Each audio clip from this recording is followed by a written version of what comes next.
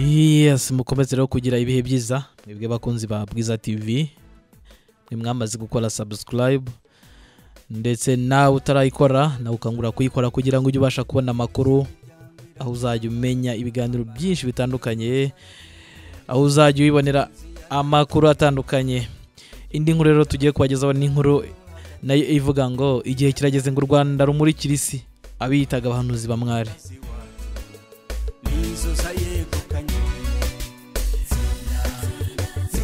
Iyi nkuru ni umuntu watanze igitekerezo ahavuga ngo hashize imyaka myinshi numva abayita abahanuzi bahanurira abayobozi b'u Rwanda n'igihugu ibyago bikuyemo intambara, amatage n'icuraburindi.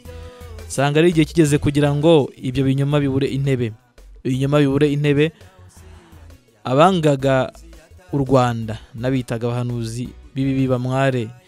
Mereye ku mateka y'abami b'u Rwanda rwa Gihanga ngo mijana, nigishijwe ko abanyarwanda bari bamwe babanye neza, bemera Imana imwe rukumbi, ariko ngo ibyo byose byaje kuyoyoka kuva ku mwaduko w'abazungu.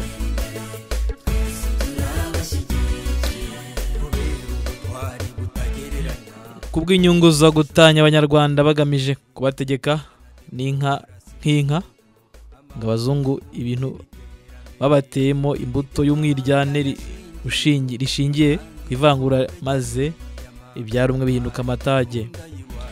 Ati mu 1959 abanyarwanda bahunze igihugu cyabo, bahunze abandi banyarwanda bari bashyigikiwe n'umwera n'umuzungu bavuga. Kava ko agendeye ku byo yabwirwaga n'abakuru byerekeye uburyo bababaje cyane bwatumye bahunga igihugu, ndetse n'ukuntu hari abandi bavandimwe basigayemo babangamiwe n'amatwara mabi ya politike.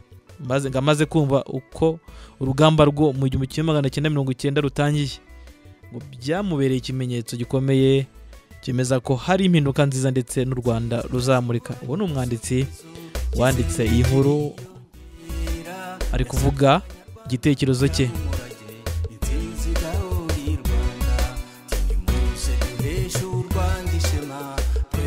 Ati uyu mwanditsi kandi agaruka ku ijambo umukuru w'igihugu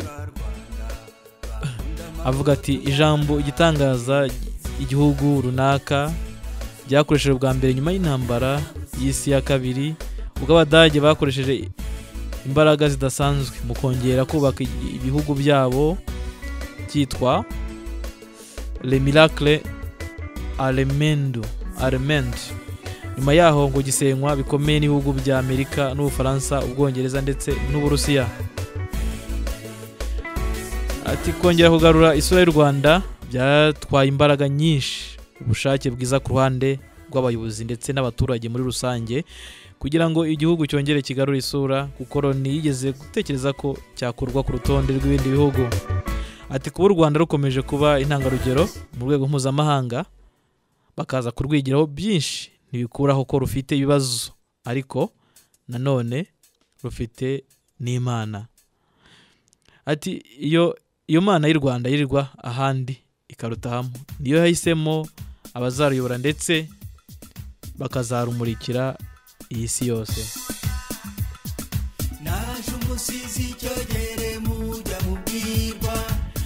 Ati ikimwaro cyari ku Rwanda cyahindutse ishema, ngo nibwo bwa mbere mu mateka y'isi u Rwanda rugira abayobozi barwo bagira umwanya ukomeye, aho nyuma ya jenoside umunyarwanda Donald Kaberuka yayoboye banki nyafurika itsura amajyambere. Ati n'abandi benshi bagaragayeho mu nzego n'imishinga itandukanye ku isi. Ati kuri ubu Perezida Paul Kagame ayoboye umuryango wa Afurika yunze ubumwe, ndetse na Louise Mushikiwabo weje bundi yatorewe kuyobora umuryango mpuzamahanga w'ibihugu bivuga ururimi rw'igifaransa. Abavuga u Rwanda nabi banarugambanira, abitambikaga amatora bavuga ko Mushikiwabo adakwiye gutorwa, ndetse n'ibindi byinshi, ubu bari mu kimwaro, babuze aho bakwira, babuze aho berekera. Uyu ni uyu mwanditsi wabivuze avuga ngo iyi myanya aba bombi bafite yatumye u Rwanda rufite abaturage miliyoni, abaturage benda kujya ku 13, gusa rurushaho guhabwa kubahwa ndetse rugira imbaraga mu rwego rwa Afurika ndetse n'amahanga. Ati iki cyubahiro cyagaragaye ubwo umukuru w'igihugu yishimiraga intsinzi ya Mushikiwabo ubwo yatumirwaga kuri radio mpuzamahanga y'Ubufaransa ndetse na televiziyo France 24 cyangwa se France 24 mu bisubizo yatanze byuzuye ubwenge n'ubushishozi.